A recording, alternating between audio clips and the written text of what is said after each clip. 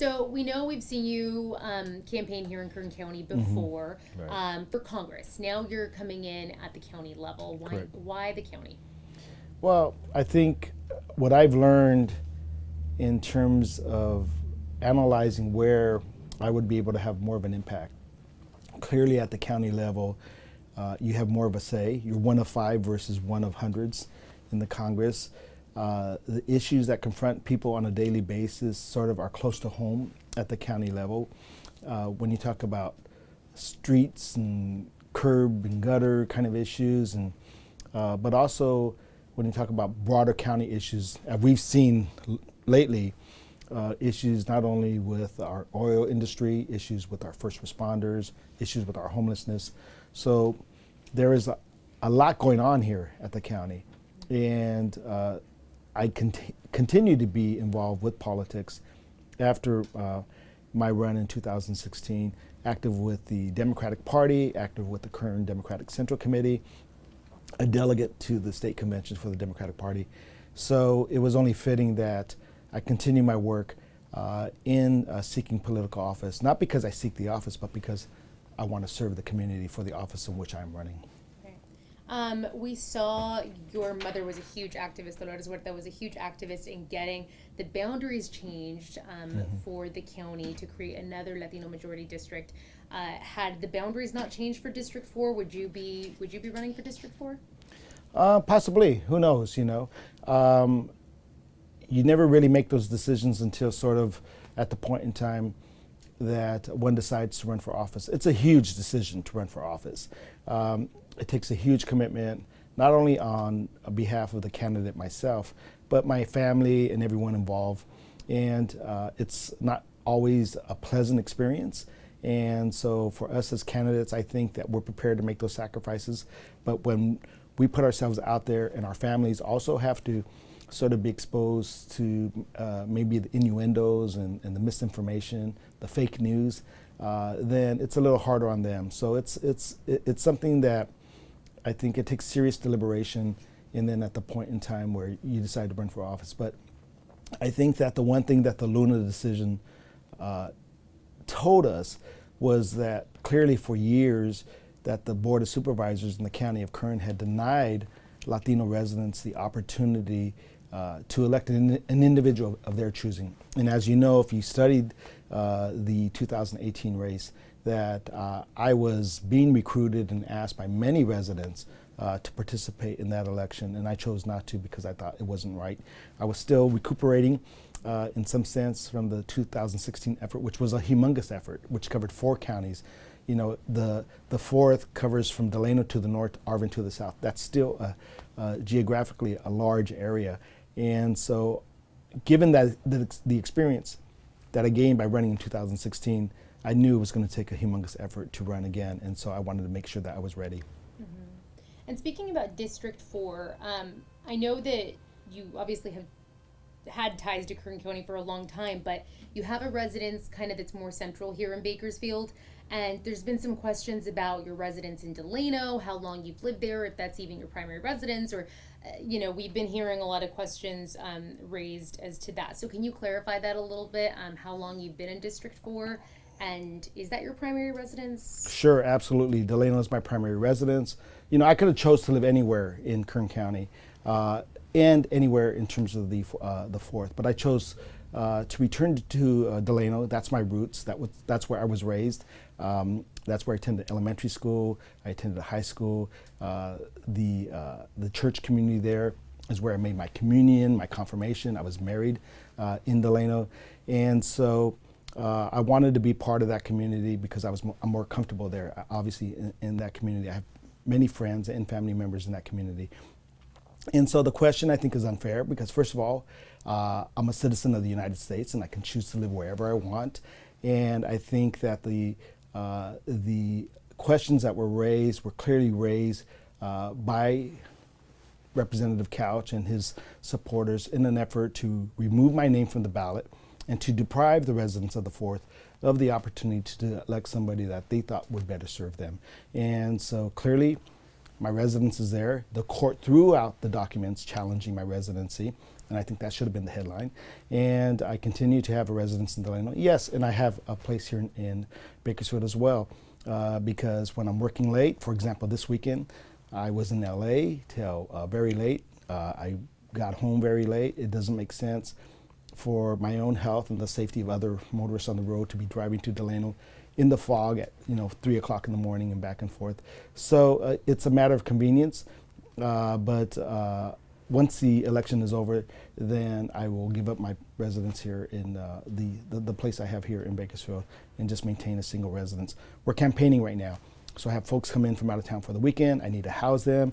I'm also general counsel for the Emilio Huerta Foundation, and our office is here in Bakersfield, so it's convenient for there to be close, also to be close to my 89-year-old mother, who I often have to drive throughout the state. So there is a lot of positives about maintaining a place here. But yes, I've been in Delano.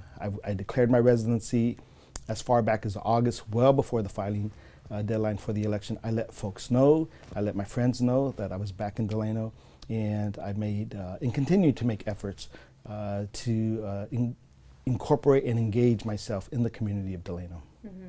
And why not run for the supervisor seat out of your Bakersfield address if that's where you spend time too, or did you consider that? No, that's never been a consideration. In fact, I think that's District 1. I'm not even sure what district that is. Yeah. Okay. Yeah. We were talking about the 2016 election. What did you learn from all of that you're gonna that you took away going into this campaign? The biggest takeaway for me, both personally and professionally, was that prior to running for office in 2016, which, by the way, I've never had any political ambitions. Running for office wasn't something that I said, or I told myself or my family that was something that I wanted to do. I was recruited to run for office. I think Connie Perez had just dropped out of the race, and the Democratic Party was looking for a candidate that they felt had some lifelong connections to Congressional District 21, and clearly we did, and we continue to. And so at that point, I had basically closed my law practice to run full time. And we were raised, my family and I, my mother, she raised us to be of service to others. And as an attorney, I'm involved in helping individuals and helping small businesses and nonprofits and that sort of thing.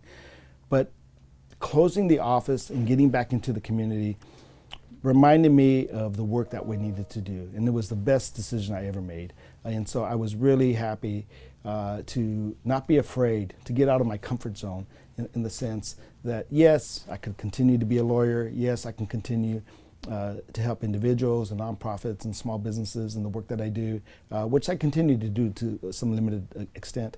But just to get out there and talk to people face to face and learn about the issues that they're concerned with, the issues regarding their children, the ability to send their kids to college, the ability to build equity in their lives, in their homes. And that was a real eye-opener, because I had, as many of us often believe, that people were doing better than I thought they were, and they're not. And so when you talk to people in communities like Arvin and Lamont, and then of course Delano and Wasco and Shafter and these places, and the congressional district goes all the way up to North Fresno County and towns like Mendota and Kerman and these small farm worker towns. And I thought, man, these towns look exactly the same as when my mother and Caesar were organizing in the 60s and the 70s.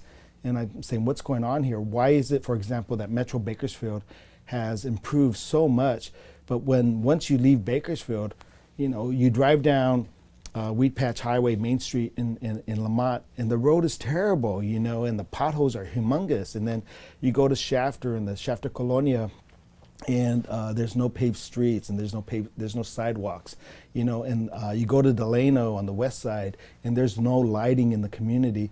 And you're saying, how is it that these communities have been forgotten? When I was growing up as a kid in Delano, we had department stores, and there's still a J.C. Penney's there. But now when you look at small mom and pop stores, until recently, Delano has done a lot to improve their community with the Maya Theater and the commercial shopping centers there. But that's not being repeated in these other communities. And you wonder why. Why is it that government for so long, and our government, Couch was not a representative of the 4th prior to the redistricting or the redrawing of the district by the court. And even as chairman of the board, he didn't care about these communities. When you look back at what I have done, in the sense that, I was building housing in Delano in the early 90s. I was board chair of Self-Help Federal Credit Union. I put the only financial institution in Lamont, still to this day, is the credit union that myself and Paul Chavez put in that community. I was helping clinics and building clinics in Shafter and Wasco and Buttonwillow and all of these communities. Delano, again, well before ever considering running for office. And so running for office reminded me of how much more I believe that I can do. If I can improve the life of one person, if I can touch the life of one individual and improve the quality of their life, give them the ability to send their children to school. We were representing farm workers in the fields, so that they would have better wages, they would have fringe benefits, a pension plan, a medical plan, that sort of thing. You don't see that anymore.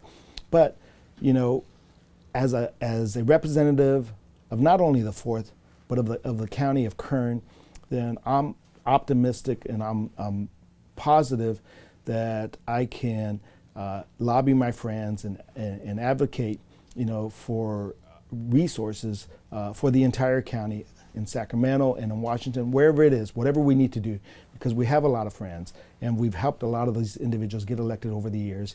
And it's time, I think, for myself and my family to use that leverage to continue to work to improve the lives of people here in Kern County. And in the last election, David Couch was reelected to the 4th district. Your mother threw her support behind Grace Vallejo. Yes. She did not win. What does she say about you running this year against Couch? Well, she's my best cheerleader, right? She's my #1 fan, and so absolutely, she's been out there, 89 years old. She's going to be 90 April 10th, out there walking precincts in the fog with me. Of course, calling me, 10 times a day about all the things that she feels that I need to do. But of course, yeah, she's 100% behind us, absolutely. And I think that she wanted me to run last time, and it was, again, my personal decision not to run. Were you living in the district at the time? No, I don't believe so. But the district had just changed. We were all trying to figure out what the district was. Yeah. Okay. And last year it was somebody who was not a Latino that took the Latino majority district. What does that tell you going into this election? Well, it tells me that a majority of the people that participated in the 2018 election did not vote for David Couch. Right, it was a plurality election. It wasn't a majority election, which this election will be, 50% plus 1. So when you look at the numbers, that David Couch captured 11,000 votes, more or less, that Grace Vallejo captured 9,500 votes, and Jose Gonzalez captured 4,500. So 15,000 people, 26,000 people participated in that election. 15,000 people voted against David Couch, a majority of the voters, a majority of the residents that participated in that election. When I ran for Congress in this same political footprint, I captured 19,000 votes. So I'm optimistic that this is a race that we can win. This is a community where, again, we've had lifelong connections. As an attorney, separate and apart from the work of my mother and the farm workers, the work that I've done in representing small businesses, and I can walk into any community and I can point to you a dozen small businesses, mom and pop businesses that I've helped. And small businesses employ more individuals than any other industry, in the state of California. And so I'm optimistic, I'm positive that we're going to be elected on March 3rd and that I will be the representative for the 4th District on the Board of Supervisors. And talking about just some of the big issues that pertain to the people in that district, marijuana, a big topic in Kern County right now. Where do you stand on that? Well, it's already state law that we can allow for the commercial sales of cannabis here. The county is gone through some pains in terms of adopting adequate regulatory measures. There are some measures on the ballot this year. But I think we'll get there. I think for the most part that when we look at who is being criminalized because of the possession of marijuana, we don't need to put people in jail for small amounts of marijuana. That's not a good use of our resources, of the taxpayer resources. So I think that we can figure out, other counties have figured it out, other states have figured it out, and I think we'll get there. Arvin has allowed cultivation of marijuana. California City has allowed it as well, and I think potentially it could be a great source of tax revenue for our county. But I think over time, I think we'll figure it out. Have you heard any feedback from your potential constituents about a couple of years ago when the rules changed at the Kern High School District when it came to suspensions and the way that they discipline minority students? We've heard a lot of feedback here, just people at our station viewers telling people at our station about the way it's changed behavior in classrooms and that it's become a real issue at the Kern High School District. I mean, do you have any plans in terms of the LCAP rules, the Kern High School District? Have you heard any feedback about that? Well, I've heard just the opposite. I've heard both sides, obviously, talking to folks, but most of it has been positive in the sense that it's an effort to end the prison, the school-to-prison pipeline, and to keep our kids in school. I was a high school dropout, so I know what it means when there isn't adequate resources there. When we moved from Delano to Tehachapi, I was a college prep student. Tehachapi did not have college prep classes, and so pretty much that ended my academic career as a high school student on a pathway to college. But because I had great support, obviously, around me, my brother's a doctor, my sister is a teacher, I have another sister that's a nurse, another sister that's the director of YWCA down in Los Angeles. So my father has his master's degree in public health, and of course my mother has her teaching degree. So we recognized early on the value of an education and what that can do. I chose to use my education to improve my community. But I think that it's not as bad as people portray it to be. And I think that if we can keep kids in school, you got to remember what the lawsuit was about. When you say it's not as bad, do you mean the behavior going on in the classrooms? Correct, obviously, yes, because it still allows, both state law and the policy allows for the suspension and expulsion of kids for really egregious acts, right? And so the lawsuit was because there was over, I believe, 2,500 kids that were being thrown out of the system, okay, and mostly minority, African American, and Latino kids, right? Now that number has dropped significantly, right? And the Dolores Huerta Foundation didn't do anything. They weren't. How do I put this?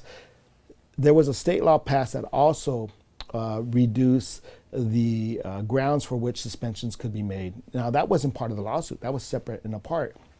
And so when people talk about that kids cannot be suspended from school, it's not just because of the lawsuit, right? And obviously the judge was a neutral fact finder, and he's the one that said, I agree with the foundation and the other parents that had sued on behalf of the school district, or questioning the conduct of the school district and the expulsion policies.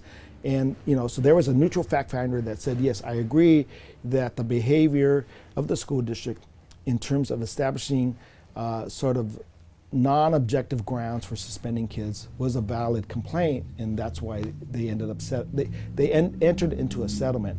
And part of that settlement talks about teaching kids about ethnic studies, about the value of their race and their culture, and about the value of being in school.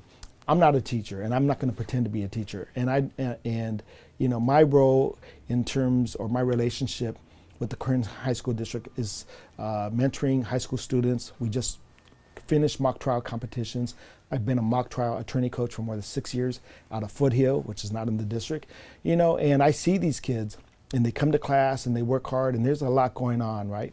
And I think also when you look at the behavior of kids, it's not necessarily rooted in what's going on at school. It's what's going on at home and outside of the school. And that's where we come in, representatives of the Board of Supervisors, in terms of keeping kids in school, after school programs, things that we can do independent and apart from the school districts. Teachers work hard. I get it. I understand it. And we shouldn't ask teachers to take money out of their pocket, to buy school supplies and provide for our kids while they're in school. And I see it every day. I myself, constantly am writing $100 check or giving a teacher or paying for food after school, so that we can get our kids there in a safe and sort of an environment, with a learning environment. So we can do more. And I think separate and apart, and I'm happy. I am looking forward to being in a position to commit resources for after school programs, and so that we can give kids a positive outlook, and be excited about going to school instead of sort of venting whatever's going on at home while they're in school. So would you say that's your response to teachers? Okay, thank you. Would you say that's your response to teachers who are saying, I feel like I'm losing control of my classroom because I feel like I can't discipline these kids the way that I've never had a teacher come and tell me that, Okay. personally, right? And I interact with a ton of teachers all the time, and I'm walking districts in RN. I was just in Lamont. I was in Delano yesterday, talking to high school teachers that I know personally. And yeah, granted, it's tough. Why is it only some schools in the current high school district, yet we don't hear the same level of complaints from the Delano High School District? So maybe it comes from the leadership. Again, I'm not going to pretend to know. I'm not going to say that one individual teacher did not have those kind of experiences. I get it. It's tough. It's tough. But I think a lot of it has to do what happens outside of the schools. And if I can make that teacher's job by doing things that are outside of the school, so that they will have better control of the class and that kids will want to participate in a learning environment, then I'm all for it, and I want to be there for them. Right. Any other comments on things like the high-speed rail? I mean, that's inching a little bit closer and closer to what would be your district. It's getting here, yes, and I think it would be a great resource for the district. I think that to be able to connect our part of the valley with resources, medical hospitals, teaching hospitals up north, I think all of that would be great. When I wanted to go to law school, I had to move, up north, because there was not a law school here in the Central Valley, and there's some private ones now, but there wasn't any. I had to move if I wanted to continue my education, and it was very difficult. I grew up very poor. I didn't have the resources to move to probably a community that I wanted to move to, and I think the high-speed rail, once it's connected and once it's in place, will be able to enable folks who want to connect our community with Los Angeles County and then Northern California. I think that will be great. I think there's a lot of positives that will come out of that. Mm-hmm. Do you anticipate that's kind of the sentiment of everybody in your district? They don't feel like it's disrupting their community at all? At this point, no. I think maybe earlier on there were some discussions about it, but I think again, look who's in the fourth, right? We have one of the highest income earning communities, and we have the lowest income earning communities, right? So people are the fourth, I think, are more principally concerned with, how they're going to send their kids to school, how are they going to buy a house, whether they're going to continue to have affordable access to medical care, gangs and shootings in the streets, that sort of thing. I think those are the more primary concerns that they're concerned with. And then, of course, county employees who haven't received a pay raise in years, and first responders who are battling just to get a base increase in their wages.